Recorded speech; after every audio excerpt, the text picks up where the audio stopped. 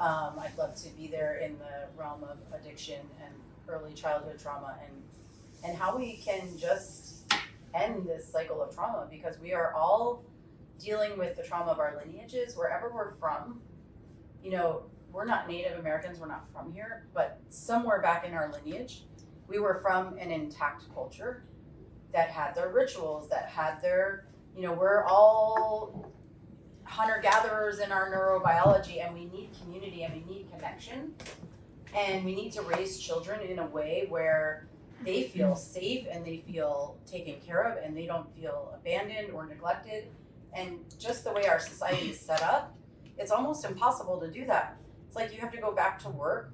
When sometimes your child's 3 months old, like that's like the external womb stage. It's like that baby in, if you've read Continuum Concept or if you've looked at indigenous cultures, they never put that child on the ground. Like they were always in a papoose on them because they need that mother's heartbeat or the father. They need to be on the body for that whole, until they're ready to start crawling around and walking. Like that's where they need to be. And so just the way that our whole society deals with raising children is traumatizing.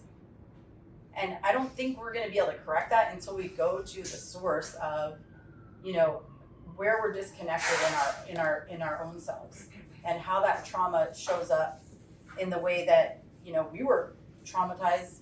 Even if we had great parents, there's ways that we were raised that, from their own trauma they passed on. And can we get to the place where we really understand this? I have children. I know I've traumatized them in some ways, but in the other ways where I was really aware and I knew all of this, I'm going to say like they have ways that they're really intact that I'm really proud of. And I made it a point to implement these practices in every way I could.